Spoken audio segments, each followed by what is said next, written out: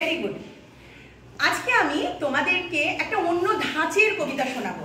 কবিতার নাম লিমেরিক, লিখেছেন এডওয়ার্ড লিয়ার। আর কবিতাটির তর্জমা কে করেছেন জানো? প্রফেসর শঙ্কু যিনি লিখেছেন, হে সত্যজিৎ রায়। তাহলে শুনি সবাই, শুনবে তো সবাই? তাহলে আমরা সবাই মিলে বলবো তারপরে কবিতাটা, কেমন? এখন আমার থেকে একটু শুনে নাও। বললে বুড়ো বোঝো ব্যাপার খানা, একটা মোড়ক চারটে শালিক ছানা, দুই রকমের হুতম পেঁচা, একটা বোধহয় হাঁড়ি চাচা, দাঁড়ির মধ্যে বেঁধেছে আস্তানা। পরের অংশটা আবার কিরকম হবে? তার বলার ধরনটা একটু আলাদা। খুদে বাবু ফুল গাছে বসে যেন পক্ষী, মৌমাছি এসে বলে এ তো মহাঝক্কি, মধু খাবো সরে যাও, বাবু বলে চপড়াও, তুমি আছো বলে গাছে বসবে না লক্ষ্মী।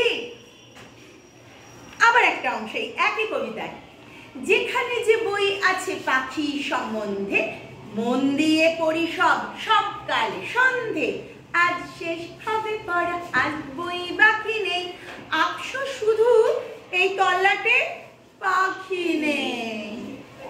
এবার তোমরা বলবে আমার সাথে সাথে, কেমন? নাও এবার আমি বলছি, আমার সাথে সাথে সবাই মিলে বলবে। বললে বুড়ো বোঝো ব্যাপার খানা,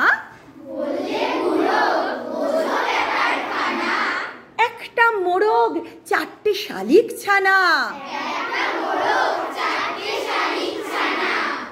দুই রকমের হুতম পেঁচা,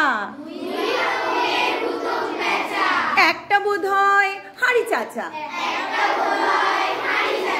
দাঁড়ির মধ্যে বেঁধেছে আস্তানা,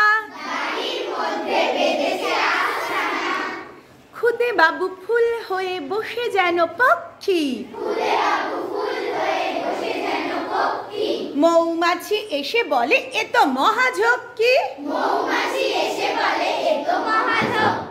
মধু খাবো সরে যাও, বাবু বলে চপড়াও, তুমি আছো বলে গাছে বসবে না লক্ষ্মী, যেখানে যে বই আছে পাখি সম্বন্ধে, মন দিয়ে পড়ি সব সকাল সন্ধে, আজ শেষ হবে পড়া আর বই বাকি নেই,